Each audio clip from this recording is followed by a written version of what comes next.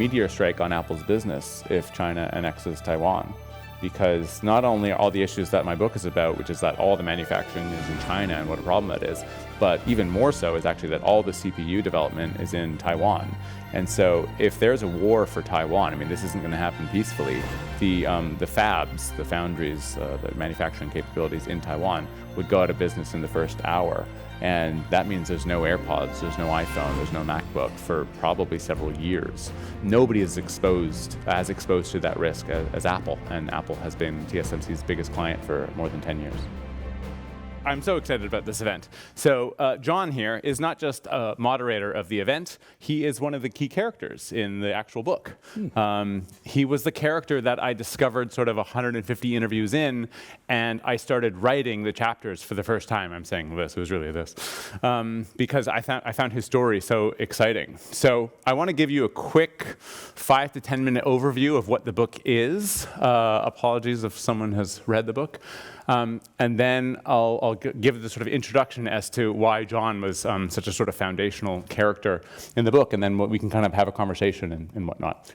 Is there anything you want to read before I do that? A little bit of housekeeping before. Sure, housekeeping. Go for it. So, welcome to the Commonwealth Club tonight. This is hopefully a great event for everybody. My name's John Ford. So, as Patrick talked about, I'm a character in the book. It came as a surprise to me. I was quite thrilled to be a part of it, so we'll talk more about that later. I'll be the moderator for tonight, sort of. We're going to do a little different format maybe than some people might be used to. We hope it'll be enjoyable for everybody. And so now we'll do a quick introduction of Patrick, who you may be aware of, but he's an award-winning business journalist and author of the new book, Apple in China, Capture the World's Greatest Company. Since 2013, he's written for the Financial Times, reporting from Hong Kong, Germany, and the US. In addition to his Apple coverage, Patrick has written extensively about robotaxis, electric vehicles, connected fitness. But Patrick, welcome. Take over. Thank you so much. And thank you so much for being here. And I really can't see because of the light, so if I'm not making eye contact, I apologize. Maybe I'm looking at people's shoulders or something. It's not all that clear. I want to explain the origins of the book was really understanding a sort of topography of Apple that hadn't really been written about, and that's called the manufacturing design engineer. So in a sort of Apple product cycle, we all know about the tip of the pyramid, and that's called industrial design, and that's run by Jony Ive. Jony Ive and his 12 or 24 people would really come up with like the substance, the look and feel of something. So if you've ever wondered why the iPod is sort of sleek white on the front and a chrome back, that's Jony and his team. They're the ones who come up with translucent plastics to introduce the iMac in 1998. They're also the ones that sort of determine with Steve Jobs that the iPhone is going to be pure glass, no keyboard. It's someone else's job, and it's a painful job, to figure out how to actually execute that and fit in all the electronics. And it takes a certain different kind of genius. So you've got ID at the top, and then they throw it over the fence to product design, which is PD. So ID and then PD. We write about those as well. The third category is the group that I think has been ignored over the last 30 years, and they play an instrumental role in Apple operations. It's called manufacturing design, or MD. These are the groups of people that would fly over to Asia in general and China in particular to train, audit, supervise, and install hundreds of millions of dollars worth of machinery and later billions of dollars worth of machinery in other people's factories. So the line I use is that in the same way that Uber is the largest taxi provider in the world without owning any cars, Apple, using MD, figures out how to manufacture at maniacally obsessive levels as if they own it, but they don't own it. So they put this machinery in other people's factories, and what that allows them to do is tag the Apple machines and take unprecedented control, but without actually owning any of the factories in question, which means that they don't have to pay for the workers when the workers are not building Apple products and so forth. Now this is a strategy that allows Apple to really be who it is today, a $3 trillion company. But what I got interested in is there's a geopolitical element here, which is that by having this obsessiveness over quality and then having so much success with the iPod in particular, and then the iPhone, remember the iPhone goes from about 5 million units in 2007 to about 250 million in 2015. Engendered in this effect of having these engineers go across dozens and later hundreds of factories in China to train was just technology transfer on an epic scale. So by not investing in the United States, Apple sort of accidentally contributed to the hollowing out of American industry, and at the same time, they began up-arming, in a sense, our biggest adversary. Now, that wasn't the case in the 2000s. We had an American consensus that we were inculcating the next great democracy in China, and so the trade made all sorts of sense. But once Xi Jinping comes into office in 2013 and really takes China in a belligerent direction, the geopolitics really shift to some degree. And then we find ourselves in a really strange position where, wait a minute, why is America's greatest company sending over America's best engineers to train in advanced electronics? Hundreds of factories that can use these skills not just to dominate electric vehicles and smartphones, but potentially build military weaponry with these sorts of skills. And insofar as there's been some criticism of this online, people have said, well, Patrick seems to want to just keep China in its place and not allow them to flourish or something. And that's really not the case at all. It's the consolidation, right? It's the quarter-century investment in a single country that is problematic, and it's not doing it in America that is problematic. So I sort of had the contours of this story a solid 2 years ago, because I knew that Xi Jinping, when he came into office in 2013, really goes after Apple within 36 hours of becoming president. And he goes after them by having state-sponsored media attack Apple for warranty differences. And that's sounding not very significant. It's going to become very significant once we get John entering the picture here. But basically, Apple is confused as to why they're being attacked. And this leads to their political awakening, where we know that they outsource their manufacturing to a company like Foxconn. What we probably don't know is that they really outsourced their government relationships to Foxconn as well. So Foxconn was really playing a role of deriving the orders from Apple and sort of parlaying that into free machinery, free land, necessary labor coming from the hinterlands of China to work in these factories. And Apple really didn't have any political savvy by the time Xi Jinping enters office. That really changes quickly. It actually does take about 2 years, but they begin to come up with a counter-narrative. And this, in a sense, the biggest thesis of the book is this part 5 in the book, where Apple hires or names these people. They call themselves the Gang of Eight. And their role is basically to come up with a narrative to placate local officials, placate federal officials, and put Apple's operations into a language that China can understand. And in a sense, what they come up with is a narrative of, you have no idea how much we're contributing to your own companies, to what Beijing calls Made in China 2025, a directive to support indigenous innovation. And so irony of all ironies, what Chinese companies realize around 2016, 2017, is the best way to support indigenous innovation is to work with the mother of all capitalist companies, Apple. And then the narrative goes on from there, and we get to a point where the Chinese begin to be able to make better smartphones than Apple. I think the best smartphone in the world today is the Huawei Mate XT. It costs $2,800. It unfolds twice, and so it's effectively an iPad and a smartphone in one, at a time when Apple doesn't have a phone that unfolds once. And not only is it a better phone, but they do the industrial design, the product design. They've got the same pyramid structure, and they do it all in China, whereas we really have no plan B. Apple has no plan B. If China decided to cancel its export license, I mean, there is no way that they're building phones in India, despite what you might have read in the headlines.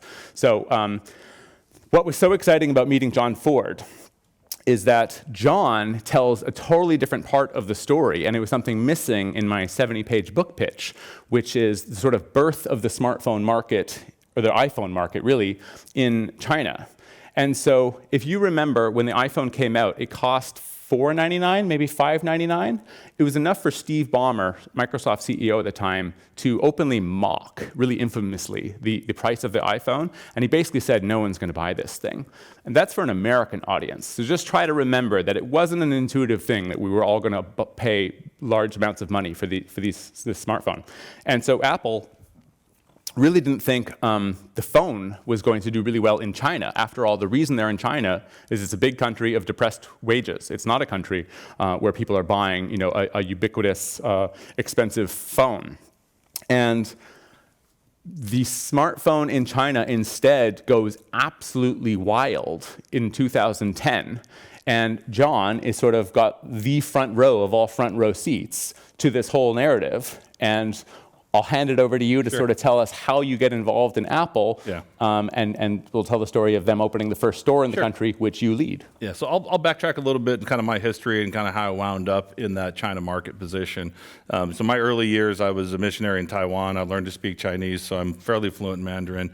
Most of my career, because of that, has been tied to China one way or the other. About a quarter of my life, I've lived in Asia, lived in Beijing for 5 years, Shanghai for 4 years, Taipei for a couple of years, Sydney for a few years. So very international and global in my scope. In my 20s, taking my language, I started a small company doing audit compliance work, looking for child labor issues, and took me a lot to Southeast Asia and into mainland China. Learned a lot about manufacturing in terms of how the industrial manufacturing was going, what was happening in China in the mid-90s to late 90s. Very low-end industrial production, low-quality clothing. Most of your high-end brand stuff was done somewhere else, but you'd see a lot of that kind of entry-level manufacturing work being done in China. Traveled before there were roads and bridges and crossing through dirt roads, and it was a different world in China in 95 to about 2000. Ended up selling that company and joining Apple, oddly enough, and I didn't quite know the journey that I was going to be going down, but loved Apple. I grew up as an Apple enthusiast. I had my first Apple IIe when I was a very young teenager, and so my father kind of helped fund my Apple passion as a young child. So coming to work at Apple was like coming home. My first day at IO1, Infinite Loop 1, the corporate office was just like walking into home. And so it was this really nice transition into this new job. I knew when I started with Apple in 2003, my number one goal that I set goals for myself every 5 years was to find a way to get back to China with Apple. Didn't know what that meant, didn't know what it was, but that was one of my goals. And so then it was, I started a job with Apple. It was 3 years later that I was in a retail job. And my father, Patrick kind of highlights this in the book, my dad kind of looked at me funny when I sold my company and then started working for Apple. And suddenly I'm in New Mexico, and then I go work in a retail store. Like, okay, yeah, you were a CEO, traveling the world, you were kind of living the high life, and now you work in the mall. You're making $13 an hour. $13 an hour. As the only Apple employee in New Mexico. In New Mexico. Yeah. So it was a rough transition, sort of, but I knew I loved it. Loved the energy of it, loved the pace of retail, loved helping customers, was a horrible manager, didn't know a lot about leading people and talent. And so I kind of developed skills that I knew really well, how to sell, how to work with customers, how to leverage a relationship to build trust with people that I learned as a missionary in previous years, and built into a pretty good reputation of someone who could build culture and manage teams, and leverage that into a store management job. And it was a couple years later in 2007, late 2007, I was in a meeting and they brought up this, hey, we're going to open stores in China. They were highlighting new markets that Apple was going to move into, and I happened to be in the room, and I just said to a recruiter nearby, I said, hey, I'd love to help. I speak Mandarin. And that suddenly turned into, oh my goodness, she speaks Mandarin. Here, come meet Steve Kano, who's the head of Apple Retail. So that, okay, introduced me to Steve. And I thought there was this giant master plan. Apple's a big company. There's got to be a master plan. There's got to be 1,000 people already there figuring everything out. I found it very quickly. There was no plan. We found out a few months ago. I was the plan quickly. Yeah. But initially found out, we knew we were going to build, where we were going to build. The government said, we have this with the Olympics, a retail location. Can you come and open a store? Apple said yes. And then suddenly, 2 weeks after that conversation, I was on a plane to China and to go figure it out. Yeah, so I described John as this humble figure who really thought he was going to be the equivalent of a Walmart greeter, but in Beijing, saying ni hao when people walked into the store. And then it quickly dawns on you that they don't want you there for a temporary role. And you have 3 children at the time, right? 3 children and school-age kids, and suddenly we're thinking about moving our family to Beijing, and it was a daunting thought, because I had been in China years before. I remember telling my wife at the time, I told her, I said, I was in Hong Kong on a phone call with her in mid-90s. I said, we may live in Hong Kong, we might live in Taiwan, but I'll never ask you to live in mainland China. Because in the early 90s, it was kind of depressing. It was a different place. It was emerging, but it's still not the place you think of today. So my opening for you in the book, right, and the chapter is called The Missionary, is that this 275-pound guy who went to Portland State on a football scholarship is arriving in China with nobody there even to greet him. I mean, Apple is so small at the time that one of the first operational employees is once going into a factory. She says she works for Apple, and this is in Chinese, and the security guard says, can I see your trunk? And she opens the trunk for him and then says, like, why am I opening the trunk for you? And he says, I wanted to know what kind of apples you were bringing into the factory. And John actually plays this really instrumental role. So Apple, I mean, technically Apple goes back to 1993. That's when they opened their channels business. This is third-party sales. They really never have a market share. The iPod doesn't take off the way it does in America. And at the time, it's always known as Pingguo. Pingguo. Yeah. So Apple in Mandarin. And John's the guy who says, no. Yeah, I spent time with Ian Duffy, who was the head of IKEA in Southeast Asia, and Ian told me, he said, the number one mistake I made in China when we opened the China market was we called IKEA Ija, and everyone in China knows it as Ija, and I can't get it back to IKEA. And he said, the rest of the world, we just use the non-English word IKEA, even in America. He said, I don't really remember why we did it, but we should have just kept it IKEA. We don't translate it for the Americans. We don't translate it anywhere else. And he said, if I were you, I would try to keep it Apple. And I thought deep about that, not only about the word Apple, but iPod, Mac, iPhone, things that were market things. And so we made an agreement. It's Ron Johnson and Steve and myself. Steve was on a phone call, and they asked me the question, what do you think? And I said, we should stick with Apple. We want to respect our local cultures that we're moving into, but we have to realize if they wanted a Chinese company, they'd be buying from a Chinese company. And I wouldn't even call us an American company. We're Apple. Let's be Apple. And Apple has these marketed terms that we created. Why wouldn't we stick with them? And so we made a really concerted effort, not only to make that choice, but then in all of our training with all of our employees, we always use the word Apple. We speak Chinese, and you'll hear the word Apple come in. And here it is, you know, a lot of years later. And if you walk in an Apple store in China today, you will still hear people speaking Chinese and use the word Apple. And I think the quote you get that I told you a long time ago is really proud to say you have an influence on how 1 billion people think about a product. And I love that this is just like sort of you just coming up with this and then just sort of convincing people, but there really isn't just this massive team. John is the team.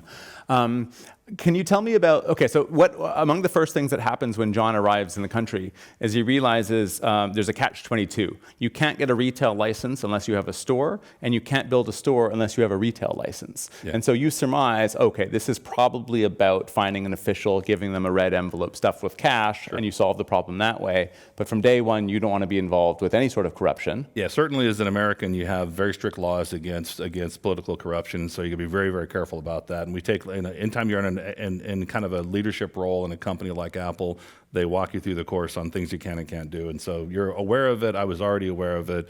But going into it, I spent time with a lawyer who worked in the Apple market office who was there. There's a handful of Apple employees who did marketing support. And his advice was we need to find something that would be a license that's similar to electronics, something that would preclude sales, and that we can transfer that license over legally, and that could be your chicken and egg and the way around the right. challenge. So acquire a store rather than start fresh. And yeah. What's the store that you find? So we found walking down the street, and I just happened to see this little sewing machine repair shop. It was not much bigger than the stage, probably a little bit smaller, dirty, filthy sewing machines all crammed inside of it, and struck up a conversation with the shop owner, and I think I couldn't tell if he thought I was crazy or if he thought he couldn't quite understand my Chinese. I didn't know quite what the issue was, but I could tell I wasn't getting through to him. So I went back and met with the lawyer and said, what do you think about a small sewing machine repair shop? And he thought about it and said, well, they sell sewing machines, they repair them, they have computer chips inside, so this might work. And so we went in and negotiated a fee that was probably 20 or 30 times his annual income, and he was extremely ecstatic about it. But that was the foundation for what is today Apple's giant retail, online and retail. Yeah, I mean, just to be clear about how nuts this is, there's 12 companies in the world, non-Chinese, that sell more than $10 billion worth of goods in China. Apple is far and away the largest with $70 billion. And the retail license for this was John finding a sewing machine repair shop. Yeah, this is a fun story. Yeah. So you sort of convince, or rather demonstrate, that you are this sort of savvy self-starter who had been a CEO. I think when they first talked to me, it was the entrepreneurial side of starting a business in my 20s. They liked sort of the person who could overcome challenges and go figure out how to do things. Yeah.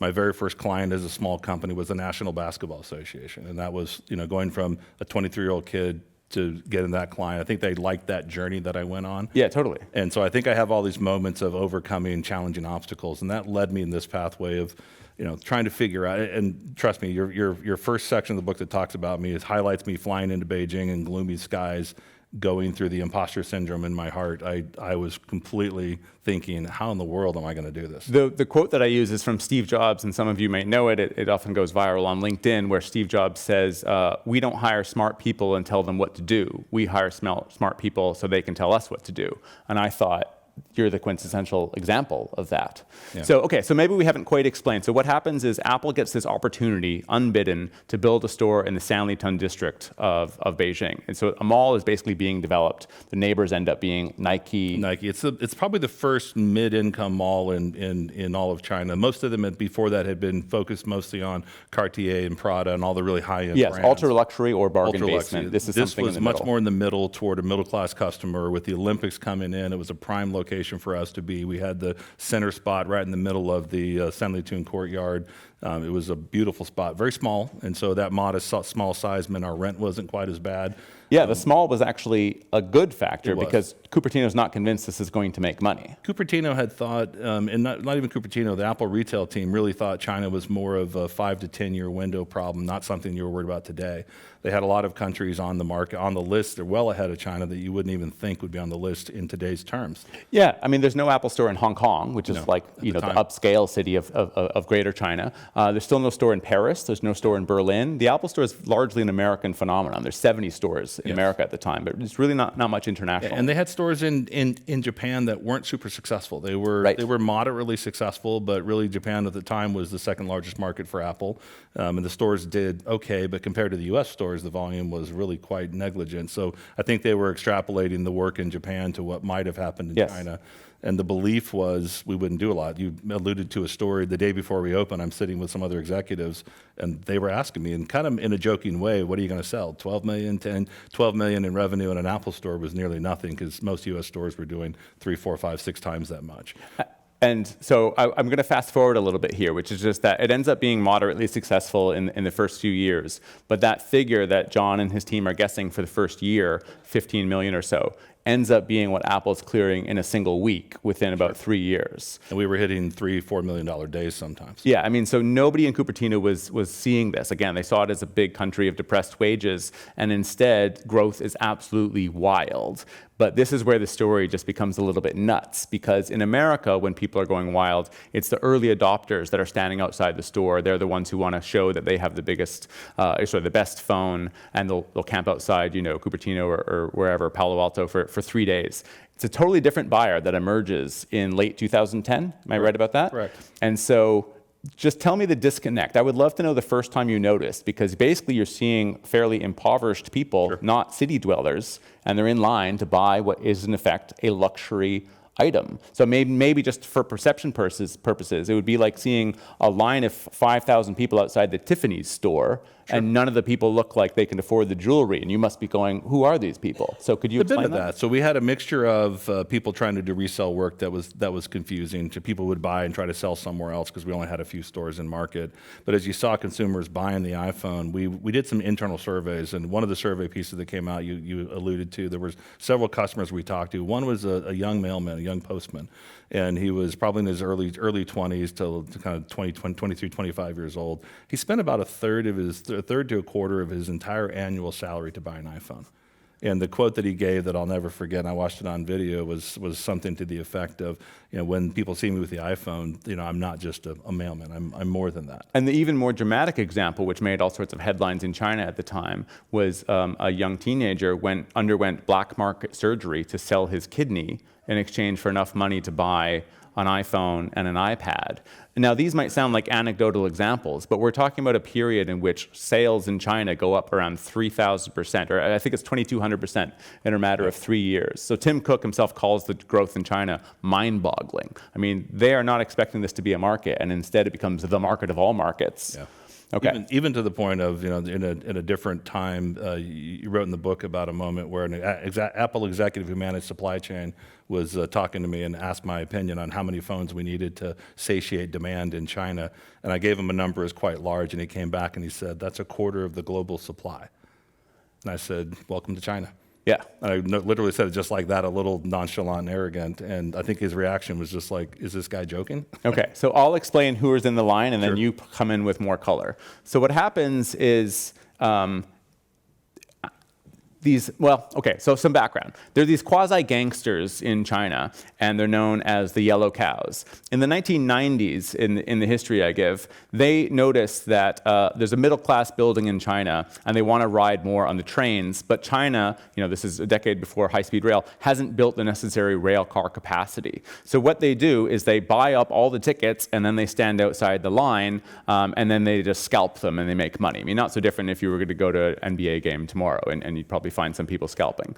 But they do it to such a degree that they get mixed up with organized crime, and instead of just selling the tickets, they're actually working with factories, buying proprietary cardboard, buying proprietary machines, and they're creating the tickets, right? So you go from just like scalping to make some money to outright forgeries. And this is essentially what happens with the iPhone. So you have a rule, I don't know if you created it or not, but basically if you wanted to buy an iPhone, you could only buy 2, maybe sometimes you could only buy 5. Sure. But they recognize this imbalance where if they can amass, let's say, 10,000 iPhones and go to a city like Chongqing, population 32 million, number of Apple stores 0, they can be the monopoly supplier of iPhones and sell them for such amount of money that, as I put it, they're making more money per iPhone than Apple is. Correct. Yeah, and a lot of those rules came into place because when the iPhones first became popular, you had, and particularly in the UK, we had Russian resellers coming in, buying in volume and taking out. So we had to put rules in place to try to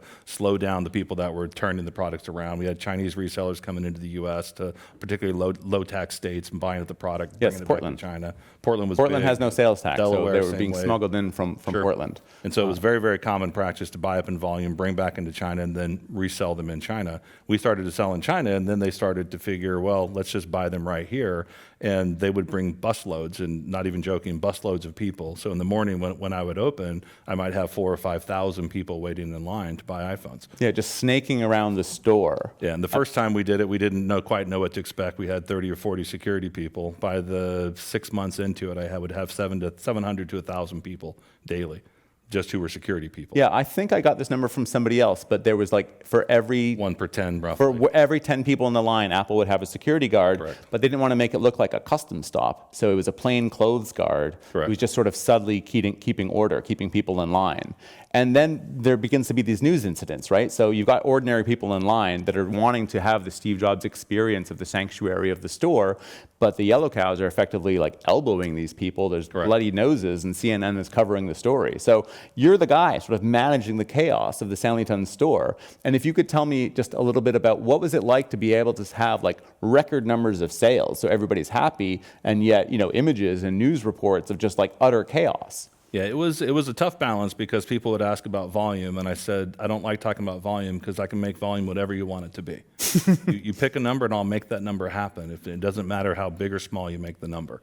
And so through the experience of working with these, we call it Huangneo is the Chinese term for them, but these yellow cow scalpers, they're a group of people that will target any inefficiency in the country, and including, you didn't mention this one, but hospitals. They'll go to the hospitals in the morning and take all the tickets, and if you have to see a specialist, you go pay a certain amount of money. If you want to see them today, you'll pay a fee. If you want to see them in the next hour, you pay a big fee. So, and the more important the specialist is, the more you pay. So these practices are quite common around China. They're looking for this inefficiency in your distribution model, some sort of pipeline they can clog up, and they identified pretty quickly. We have 4 stores in the country. We have a massive supply of phones. We have distribution problems all across the country. They knew it. And so they would bring the bus loads in, get them in line. And it wasn't so much, we had riots come up. It wasn't what we think of in riots in Western terms. We think in riots in Western terms of maybe pitchforks and torches. This is more people that they know inside of that building is, months worth of income for me if I can get in there. The reseller has handed me a wad of cash. I'm a poor person who works in maybe a farm in a rural area. I'm here if I can just get 5 of these phones. That's probably 6 months to a year's salary for me. And these are people that are quite poor and need the money, and so they're very adamant they want to get in. And in China, when you want to get something, you have to push your way through it. We drive that way in our cars. We sort of push our way into spaces. If you really want something, you mentioned the train tickets during Chinese New Year, and you go to I don't do it, but some of my employees would have to do it every year and go to the train station and push their money to the front of the counter, and everyone's just doing this. You can't just tell them to wait in a queue. Right. And so those are some of the struggles we dealt with, and every time I reached out to Cupertino, the first response was, call the police. Yeah. which was, if you live in China and you work in China enough, it's a almost comical thing to say. Yeah, so I sort of portray John as like this person that speaks the language and has a real sense of street smarts, and sort of trying to communicate this back to Cupertino, which just doesn't have those skills. And so there's always this disconnect between what you're seeing on the ground and what you're trying to communicate, and sort of what they're hearing and what they're wanting. Tell me when you first started communicating with the street cows, with the yellow cows, and then how that developed into your visit to the cash room. Yeah, so early on, it was trying to figure, okay, how do we placate them? How do we get them enough inventory to have them take their people and go somewhere else? Because at the end of the day, we just wanted to sell to real customers. Daily, I had employees crying. I had employees frustrated. They weren't treated well by the people in line. It was a really frustrating experience. There were real customers who wanted to own the product, experience the product, and the employees we had really wanted to give them that experience. And so they weren't able to do that. They became essentially cashiers just processing orders through, and there's nothing to be inspired about in that process. And so, people probably have an image of like making an iPhone in Shenzhen, where it's this conveyor belt system. I mean, I literally asked a very senior person at Apple, how do you make an iPhone? And he said, have you seen the I Love Lucy scene where they're making chocolate? I hadn't, actually, so I'm glad someone has. And so, it's a scene where just these chocolates are going, and what is she trying to do? She's packaging them. And of course, it gets so difficult, this is a funny comedy, that they start eating them as a way of getting rid of them. Well, the way that the conveyor belt system was made using building an iPhone, where essentially you have 9 to 11 seconds to put, the camera in the left-hand module, and then you move on, and you do that for 12 hours a day. It sounded so much like that's how you were selling phones. I mean, you were just clearing through so much inventory. Yeah, we were doing all sorts of crazy things, like we could use cash registers, which are pretty common in a retail space, but I surmised we could do faster throughput if we just took all the computers, turned them into cash registers, took cash, dropped them in little bags, wrote a bag till number on the order that we just did, and throw it in a cash room. And so we had teams of people checking people out, teams of people just walk down the road grabbing plastic bags. And anyone who's ever worked in retail will know the heresy that I just brought up, because you got to manage cash very carefully. And we were very nonchalant because we were trying to push the volume as fast as we could. Well, and so much was being sold. This was also from another source, that armored trucks were having to show up at the store multiple times per day, filling the truck with cash. Because the other thing that you have to know is the highest denomination note in China, I think even today, is 100 yuan. That's about $15. Yep. Now today it's not really a problem. They've really moved to like the QR code-based society. Yep. But this is before that. So everything is in cash. And we wouldn't be uncommon to have $3 million of cash in the store. And I remember calling Cupertino and saying, this is the money people kill over. You have to get this cash out of my store. Yeah. And so we worked with the banks to then work, because the banks there typically don't work on the weekends, don't work on holidays, and we paid them enough money, and they worked on holidays and weekends for us. Tell me the story of one of the yellow cows is able to convince you to sell them a whole lot of phones. So we were working with the idea of, okay, how many phones could we give them so they might take their cadre of people and leave and not come back to try to free up space? And so we worked with one of the yellow cows that I'd gotten to know pretty well, and I knew them all by name. They all wore gold chains. They all had a Louis Vuitton bag with them. The bag was stuffed with money as much as they could carry, because they were handing to people. Or one other bag, they take the phones and hand to someone else. And so one of them that I gotten to know pretty well and trust, I said, look, I'll sell you a bunch of phones, but I want you to take your people and leave. And so I worked with Cupertino and another Apple exec there to make sure we had enough people aware of what we were doing. And we did an offload order, took them down to the garage, had them bring their car in the garage. They paid a boatload of cash, and we loaded a few thousand iPhones into their truck, and they drove off. The very next day, he's back there, and I said, what are you doing? He said, things change. Yeah, so this whole part of the book is called Insatiable Demands, because it's just Apple's struggle to just make enough iPhones and get them to these people. But it just becomes this massive, conspicuous symbol. The cash room. Yeah, so that was the same. About a day or so later, we were talking through what is the volume, and Cupertino was like, what is the volume you would need to make them go away? And I was trying to talk to the different resellers, and they said there's not any amount you can give us that'll stop us from continuing to buy until the demand goes away.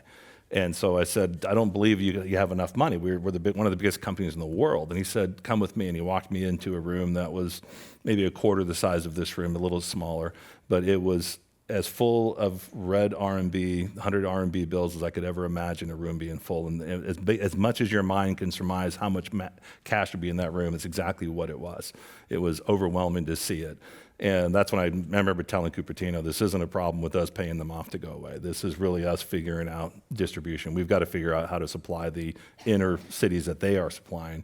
And until that gets solved, this is going to be an ongoing problem. And this basically is every product launch for multiple years. Every product launch that we had that they thought would sell. So all of the mobile devices and any of the iPads in particular were doing quite well at the time also. Yeah. Okay. So it looks like we've got 8 minutes or so, 7 minutes before sort of opening up to a little bit of Q&A. 33 minutes in the back, so we got about 15 more minutes. Oh, okay, good. Yeah. What I'm going to do is sort of wrap up this narrative where, so for the longest time, including even when I submitted the first manuscript last September, the whole story of insatiable demand was sort of a detour from my narrative, which is largely based on producing the computers, right, in different countries across Asia, even in the Czech Republic, even in Wales, until sort of the armies of affordable, ubiquitous, hardworking laborers in China really win out, and you have this massive consolidation into China. And because of the technology transfer engendered in that process, that's really where the narrative drive is. But the story begins, my story begins, in 2013,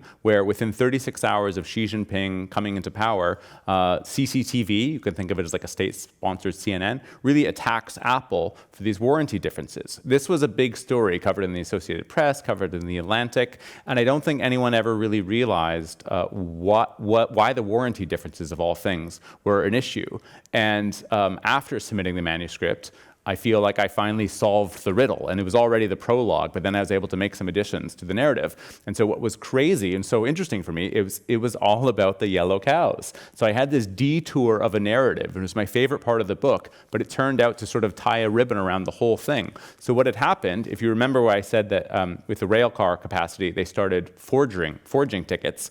And in a sense, what happened is the yellow cows got greedy with the iPhones. Now, some of this happened while you were there. Correct. Some of it happened after you left, because you left in late 2012. Correct. And some of this narrative is in 2013. Xi Jinping technically becomes head of the Communist Party in late 2012. He doesn't become president until March 2013. At that point, John has left. I'm pointing this out to some extent because it's a sensitive topic, and just to point out that John really wasn't the source for this. He wasn't even there, but you saw some of the lead up to this, of course.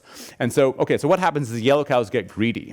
So among the things they do is they start using illegal ID. Illegal ID? What am I trying to say? False ID? Fake ID. Yep. And they're going to stores in America. So they just want more and more iPhones. But it turns out that China is actually not a great place to buy iPhones. For starters, there's 5,000 yellow cows in front of you in the lineup. Secondly, you can only buy 2.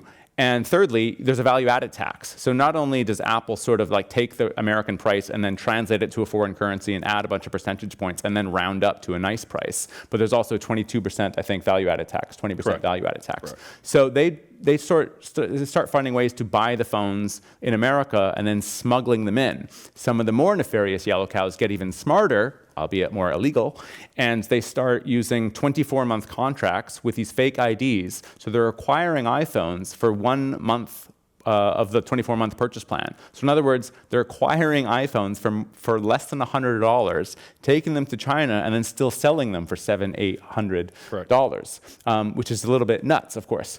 And then, to take things even further, they develop factory connections, just like they had done with the forgeries of train tickets, and they begin finding a way to zap the processor. And they're rendering the phone inoperable, but by doing so, they're also rendering it difficult to find out where the phone was coming from. So some of you with the technical nature might understand that a phone purchased in America can't just be used on China Telecom phones in network in China. We had also surmised a lot of these warranty issues. They were importing so many phones from we call it the gray market, from other countries into China. We surmised that if we changed the warranty slightly, that might limit the value. So the warranty change we made, it used to be a global warranty for the iPhone, and we made it so that it became a regional warranty. So when they were bought in the US, they weren't under warranty in China, which Right. would have meant had you brought a broken 3-month-old iPhone to an Apple store, we couldn't have serviced it for you, hoping on our end to lower the value in the gray market on those phones that were imported from other countries. Right. Trying to offset the balance to make it so we were trying to figure out how do they make less money off of this. Yes. So once they figure out how to zap the phone and mask that it's basically a stolen phone from America, the lines switch. So think of the lines that John was describing to get to the front of the store. They sort of move to the other end of the store, and they're lining up at the Genius Bar. And I talked to other people who describe how people would literally show up with a backpack just full of iPhones and say, I bought all these phones and they're all broken, right? And Apple at first doesn't really understand what's going on. I mean, these were probably some of your Genius Bar employees. The Genius Bar employees couldn't tell where the phones came from. We didn't quite know how they were zapped because you couldn't see the electrical connection anywhere. But they couldn't could identify confirm them. this is a new phone. We could And so- confirm the quality of phone, the age of the phone, and Right. and everything. We knew something was going on. We just didn't quite know. You didn't know what it was. And so Apple begins to do their courteous service thing, which is like, well, sorry, like, Swap it out. here's a new phone, right? Sealed box, Apple receipt, brand new. And so if you're the yellow cow, I mean, someone described this to me as this was cocaine to the yellow cows. Sure. They were able to make an absolute killing. Apple sort of catches wind of what's going on. They develop these sophisticated techniques. And this narrative extends all the way out to 2018, where if some of you might know this now, and especially if you're a right to repair activist, someone who wants it easier to buy a phone, you'll know that in the last few years, every component in the phone is serialized to the motherboard. And Apple has experienced considerable blowback for this, because if you just want to go get your phone fixed at the store, get a new battery or whatever, it's actually quite difficult, more difficult with Apple products than anything else. The reason why is because the yellow cows were hollowing out the phone. So they were not just zapping the processor, but they would sell the components, the expensive memory and other components in the phone, and then use replica parts that to the untrained eye looked genuine. Right. And then, so not only are they sort of taking out all the expensive components, selling all of that, then they're still going back to the Apple Store and getting a new unit. So eventually, Apple catches wind of this, and they begin doing something where there's like a 30-day pause. So in that pause, they're examining the phone, they're sending it to Singapore, where they have a logistics hub, and they're refurbishing the phone. And so this is the origin story of how the yellow cows begin to get upset, because by Apple taking action and refurbishing the phone, they're in effect responding to a broken phone in a way that they're not doing so in every other country. So this is the origin claim of hey, the Chinese are being treated in an inferior way, because where someone else gets a new phone, we're getting a refurbished one. So who knows what the yellow cow said as this escalated up the political channels, but there was a grain of truth there that the Chinese were being treated differently if you just ignored the whole fraud part, right? And so when Xi Jinping attacks Apple and really puts them on a back foot, it really begins that whole next narrative of my book, and really the whole thesis of the book. It's really based on this yellow cow narrative that you play this instrumental role in. So I'm hoping I'm describing that this sort of tied everything up into a pretty bow, and it really sort of emphasized that the prologue really should be when Xi Jinping attacks Apple. Correct. What do you have to add just on that story? Because that was mind-bogglingly complicated for me to put that all together from so For many me, it people. really surmised into you can tell how much Apple didn't understand China. When Yes, they they're entered in the way country. over their head. And every step along the way, we made mistakes as a company. And sometimes there were mistakes that, I look back thinking I probably would have done things somewhat more similar. I had some things that were, I would say, misconceived on how things would turn out in the long run. But ultimately, Apple misunderstood the country, misunderstood the culture, misunderstood the effects of the buying that they were seeing. They were looking at it from a very Western lens of what would happen in any other country in the world, and they couldn't put two and two together.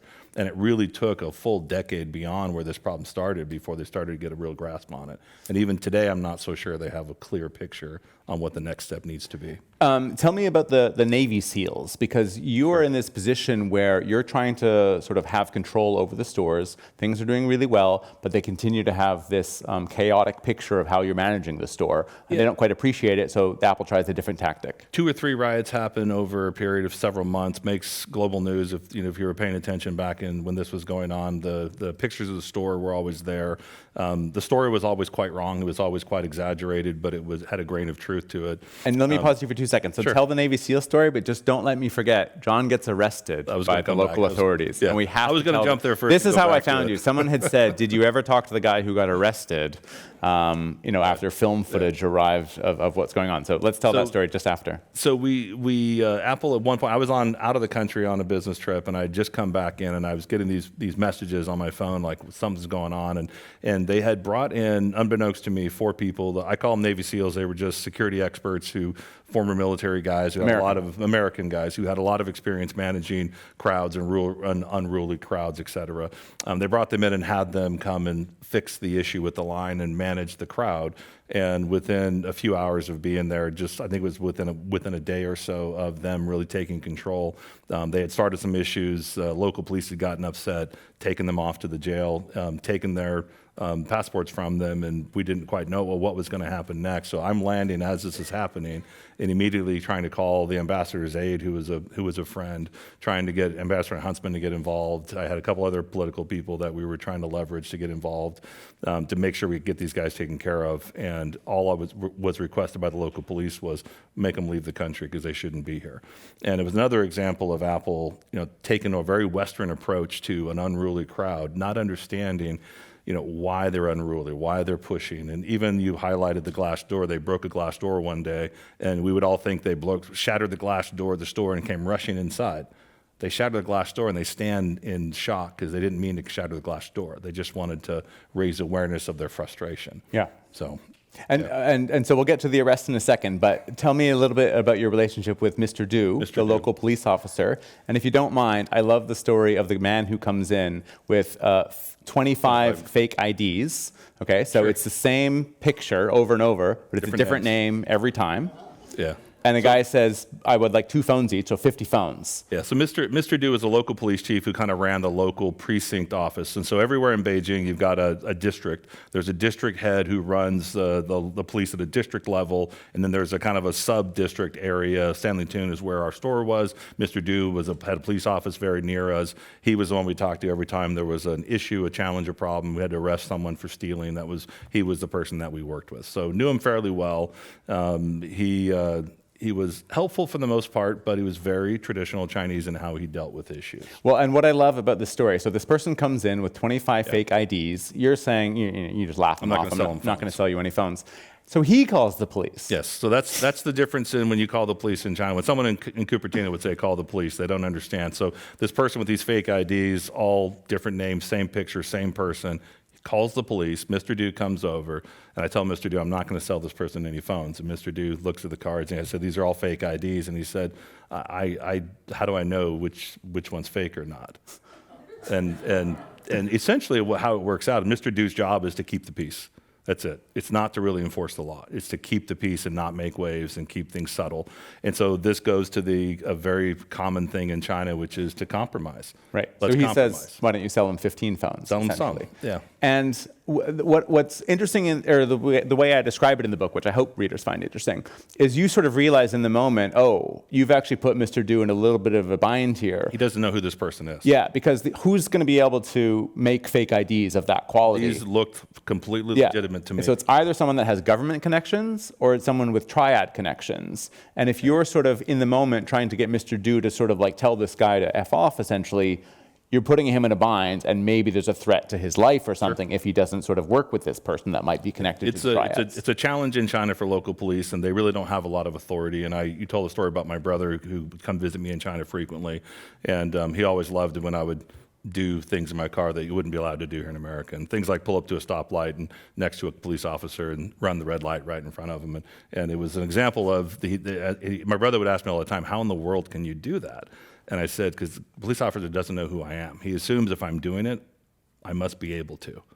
And there's a perception of that I've got some positional power or authority that allows me to break the rules. And so the police officer doesn't want to touch that.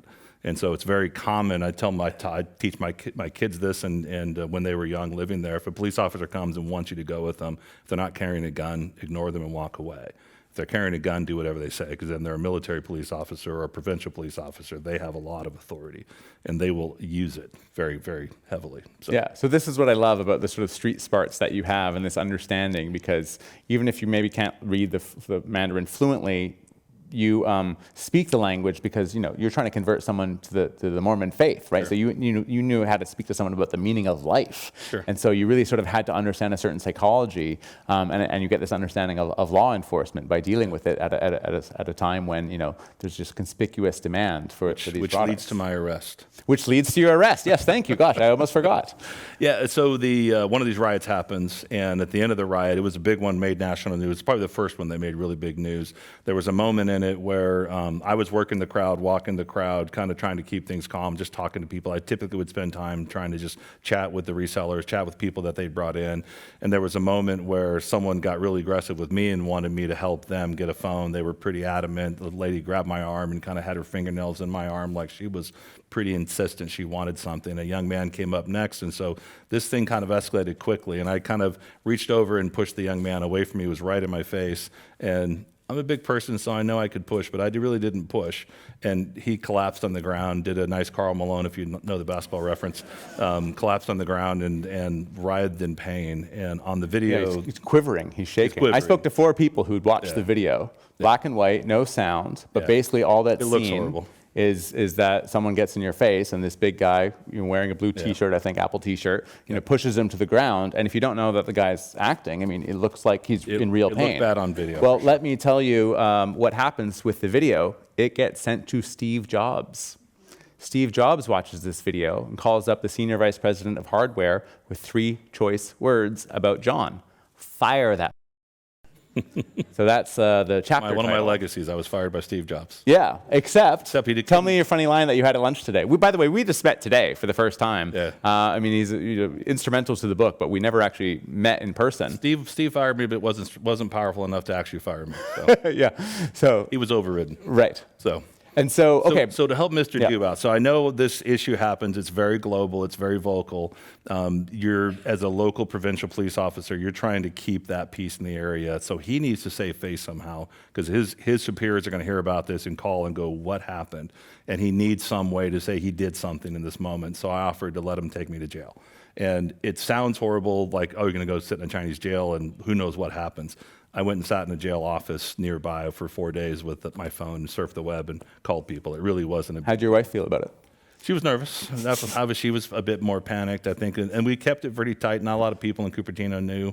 Yeah. We tried to make sure, like, I let the ambassador know, like, if you hear about it, please do not make an issue. I'm just sitting here, just hanging out. I volunteered to do this. I can walk out at any moment I want to walk out. And so, correct me if I'm wrong, this is also the day that the glass doors had shattered. Shattered, yes. And so what that meant is that there had been rowdy crowds in the past, but the shattering of the doors really told CNN and all the foreign media covering it, oh, something has happened here that is on a greater scale than ever before. Correct. And so your sort of smarts in the moment were, okay, I'm going to let the police officer arrest me so that when his superiors call up and say, what's going on in this chaotic scene, he can say, don't worry, I've arrested the main guy in charge. Correct. And so you sit in jail for 4 days just waiting for this media cycle to be over, Yep. basically giving Mr. Dew face. Giving him face, giving him the ability to say he did something, hoping that in the future, when I need 1,000 police officers to show up my store, they'll show up. And there were stories that said a foreign employee, that's you, Correct. had pushed somebody, but they didn't know your name, they didn't know the position, nothing ever came of it. And what would have happened if you were named and there was a story in CNN? I probably would have been fired and sent home. Yeah. Yeah. I think I put in the book, it would have been Apple your would have last needed day to at do- Apple and probably Correct. your last week in China, Because your Apple whole would have family. needed to save face with the Chinese consumers. Yes. Would have then insisted that they do something. And so I'm pretty sure that's the direction it would have gone. The time I felt it was more important that we try to protect Mr. Dew because he was supplying, we would bring our own security in and he would usually double that number with people. So each of the district police were bringing people in to help their local. They would kind of, I wouldn't call them police officers, but they have a group of people that are secondary support. They would bring them in to help manage the line. We had our people managing the line. So it was good to have his support. You really needed it. Right. Okay, I'm not totally sure I understand the cue card situation. Right So about if now. there are questions, then yeah, great. Great. We'll move to the cue cards and this will work. And who knows if the questions are for me or you, but we'll figure it out. So you speak of the yellow cows like they were a neutral channel. Didn't figure out Apple's own distribution efficiency threatened the yellow cows, and how was this navigable? So the question really is about, us figuring out our channel distribution in China. Was that going to be a problem for the yellow cows? Yellow cows knew this would happen eventually. We needed more stores. We eventually solved it through the online store. When we first started pushing phones through the online store, we call it hacked, but they were able to go in and book every appointment we had online, every reservation online. And not even in my stores, while we're trying to do reservation systems in the store, we created subcultures of different people. We had one group of people that would go to our computers and capture the reservations. You had one group who would sell that to another group who would come buy the phones, another group who would take the phones and sell them. And during all of this, if you wanted to buy an iPhone, walk out the front of my store and there'd be someone with the phone in their hand selling the phones directly in front of the store, 10 feet in front of the store. Yeah, and again, this was from a different source, but Apple had actually hired Ticketmaster, people from Ticketmaster, to come look at our systems, you know, make sure reCAPTCHA is installed and that kind of stuff. And Ticketmaster looked at the systems and said, they're great. The best in the world, and they were breaking them in moments. Yeah, you just had basically migrants and later bots just drowning out any actual customers' attempts to book an appointment. Yeah, so the supply chain piece of it took probably 10 years to solve, and that took multiple Apple stores, other distribution points, working more with China Unicom, China Mobile, the local operators to sell more phones. So we had to get enough distribution channels around the country so that it would no longer be a profit margin for those resellers. And I know one thing that you were always telling Cupertino is that like this isn't really a cultural issue with China per se. This is a distribution problem. Correct. Like 1 billion people want to buy this phone, and we've got 4 Apple stores. Yeah, even if you understand the culture, it's not enough to just blame the culture and say this is because of how we have to solve the problem. And so the ability to overcome it was, we have to put our best people forward and try to figure this problem out. And we just kept iterating ways to do it. But at the end of the day, we just needed distribution points. We needed lots of places that customers could buy it all over the country, which could supersede anything that the yellow cows could offer. Yeah. And their margins drop and they can no longer make money. So, yeah. And it took a good 10 years for that to get solved. Crazy. What is the reality of Trump's tariff war bringing manufacturing back to the U.S. and how his tariffs against necessary machinery may impede this process?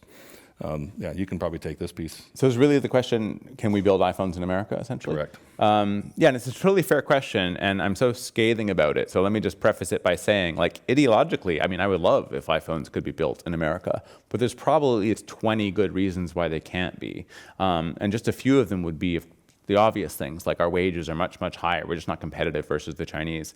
The Chinese also have a density of population that we're just not going to match. So Zhengzhou, known as iPhone City, that has 500,000 people working on iPhones. There was someone in the media recently saying that would be like if everybody in the city of Boston gave up what they were doing just to assemble iPhones. And it's actually worse than that, or more difficult than that, because the floating population of seasonal workers in China move from one town to another in order to actually get all this done. And that's not something we're going to replicate. And then even like philosophically, this isn't really what we want to be doing. We don't have the same like Nietzschean will to power to do nothing but manufacturing. I mean, China really has put all their eggs in the basket of manufacturing against all sorts of economic advice of rebalancing their economy and that sort of thing. So like, we're just not going to be competitive in any way, shape, or form. And a 25% tariff basically doesn't change that at all. Yeah, there's no way to overcome that there's 300 to 400 million people in the middle class, but that still leaves 600-700 million people that are in a really poor class. Yeah, great book about this called Invisible these China. Jobs. Yeah, they still need these jobs. So even as the middle income grows, they still have 600 million people to pull from to keep these jobs going that need the jobs, need the work, and these aren't jobs that I think a lot of people in the U.S. would actually want to do. No, not at all. So looking into your crystal ball, how does the relationship between Apple and China play out, and how does the story end? This might be a total lack of imagination on my part, but I think the status quo is actually the most, the most obvious way to keep things going. So the reason I say that is because iPhone production, Mac production is not going to move to the US. The logical place that Apple should be moving it, and is in a sense trying to move it, is to India. But Tim Cook is in a real bind right now because Donald Trump has explicitly said, don't move to India. So that gives him 2 options. One, just totally contravene the president and continue to make investments in India. That's not a great plan. Or indeed, cancel plans to go to India, which means just more consolidation into China. So neither of those is a good option. China just has a manufacturing juggernaut of a machine that is just orders of magnitude more efficient and capable than anything else that's happening on the rest of the planet. I just don't see it moving anytime soon. My hope is that, if you've been following the news, like Johnny Ive's latest sort of move with Sam Altman is to create a next generation device. I mean, I hope that could be built in America, because you'd be starting with such small quantities that it's feasible in a way that building 230 million iPhones in a new country is not. And of course, you could say, oh, but you don't have to build 230 million. Maybe you build 10 million somewhere else. Well, China is going to make that really difficult. Beijing is going to make that really difficult. And so there have been instances, and I think the question might have alluded to this, that all of the machinery these days is really made in China for the production line. And the Chinese have basically just said, like, we're not exporting that to India. We're not exporting that to America. The experiential know-how is in the minds of the Chinese entrepreneurs and engineers that Apple has trained. And so India needs thousands of those engineers on visas over to India to help on the production lines. And China just said, well, we're not giving them visas. Yeah. So like, I don't have a great solution for either what Apple should do or what's more likely to happen.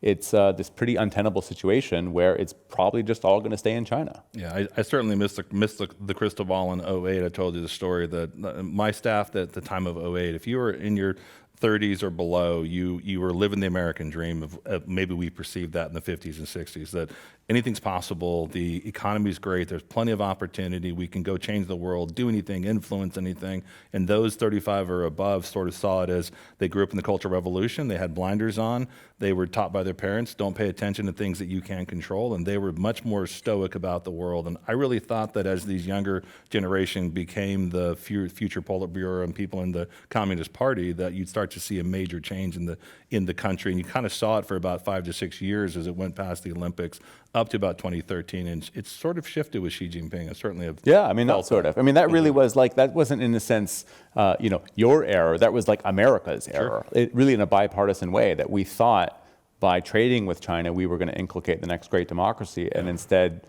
we got another Putin. I also think Apple missed a window to make these adjustments. Yes. In 2011, 2012, I remember telling Bob Mansfield, who was head of hardware manufacturing, that if you want to really leverage China, start alluding to or start building factories in Vietnam or India or somewhere else, and they'll wake up pretty quickly that you're mean business. But if you're not willing to go play hardball with them and keep treating them with this sort of equal balance respect, you're going to keep getting the same answer, which is they'll take advantage of you. And in some interviews about the book, I've been saying like that was the strategic error on Apple's part. And I do think it was, but it is a hindsight 2020 thing. I mean, you have to remember just how quickly they were growing. And going back to the insatiable demand thing, I mean, the engineers that were building this products were not sitting around pontificating matters of state. It was so difficult to meet the scale of global demands that the idea that you were going to deconsolidate from China at the time was actually just kind of nuts. Add to the fact that you had just lost the founder, right? So Steve Jobs probably could have done something different because he has that founder mentality where if someone told him to kowtow, he'd probably say, I don't mind if there's no iPhone for production for 2 years. I'm going to go do something else. Tim Cook really couldn't do that. I mean, he was the shareholder guy who came in after Steve Jobs. I just don't think he had a really smart, clever ploy to pull. But it's, of course, 12 or 13 years later, he's even a bigger problem now. Yeah, Steve was known for killing the iPod Nano when it first came out, the black and white one, and switched to a different model. And at the time, that was the world's best-selling mobile MP3 device in the world. And a lot of people were very concerned about it, and that kind of alludes to that visionary side of it. He wanted to do the next best thing, the next great thing, the evolutionary thing. And I don't know that lives in Apple in the same way. They're quite large today. Yeah. Very successful. I was also interested, you talked briefly about, when you started writing this book, I personally, I think I've read some articles online or people that didn't really read the book that thought maybe this is going to be hit piece on Apple or hit piece on China. Right. I walked away after reading it like, this isn't anti-Apple, it's not anti-China, it's more historical what happened and just sort of the effects of what happened. Yeah, it's very matter of fact, the way it's told. And I'm aware that as I try to condense 400 pages of research into a few sound bites, that I can sound combative and I necessarily am simplifying. But the book itself is really just sort of a natural unfolding of how these things happen. It's really written in a non-polemical, neutral fashion. And, it was written on Apple products. Yeah. I mean, I love Apple. Me too. So, with where primary Apple products are in their life cycle, do you have any concerns over potential future product decisions like what happened with the battery life lawsuit? I'm not sure I understand the question. Do you understand the question? Alluding to the life cycle of the current products, decisions that they're making, and then the battery issue with, maybe someone can highlight what they're trying to get out of this question? I don't know. I'm not where really the primary getting Apple products are in their life cycle. Well, put it this way, I don't have a smart answer because I don't understand the question, so let's just go to the next one. Apologize for that one. Yeah. Was the company called Oppo created solely to capitalize on the name of Apple? Do you know any history of Oppo? I don't know. Sorry, OPPO? Or? OPPO. Oh. Yeah. Why, because it sounds like Apple? Could be. I've never heard this. I could I mean, see I know that. the company Oppo, but Yeah, I do too. I've never thought of it that way. I could see that happening in China, though. I don't know. I don't know either. Sorry. 0 for 2 on this. How seriously should we take the moves for the internationalization of the yuan and its potential impacts on Apple's supply chain Wow. or pricing models? Talk about above my pay grade. God, 0 for 3. I have no idea. Yeah. Yeah, I do think there's still, like when you look at the yuan versus the dollar, I still think the capital markets are still strong with the dollar. I don't see the yuan taking a control as a foreign currency exchange. I agree. And to be fair, anytime I'm soon. being self-deprecating. I'm I not did an cover expert this in that issue area, extensively in Hong Kong, but it's Yeah. still quite a controlled currency. You know, it's not a free-floating currency, and it doesn't have much internationalization. So long term, that is probably likely something that China is going to be trying to do to dethrone the dollar, but Yeah. probably more likely as some sort of stable coin or crypto coin rather than the yuan. Yeah. How do you see the vaguely imminent reunification with Taiwan playing a role in the tech in China, if at all? Oh, I mean, you know, it's a meteor strike on Apple's business if China annexes Taiwan, because not only are all the issues that my book is about, which is that all the manufacturing is in China and what a problem that is, but even more so is actually that all the CPU development is in Taiwan. And so if there's a war for Taiwan, I mean, this isn't going to happen peacefully. The fabs, the foundries, the manufacturing capabilities in Taiwan would go out of business in the first hour. And that means there's no AirPods, there's no iPhone, there's no MacBook for probably several years. So, I mean, Avril Haines, I think director of national security a few years ago and cited in the book, said that if TSMC stops producing, the effect on the world in terms of GDP would be between $600 billion and $1 trillion per year for the foreseeable future. Even sort of more layperson way of putting it is Nicholas Kristof said TSMC, again, this is Apple's partner for making chips, is the only company in world history where if it were to stop producing, it would cause a global recession.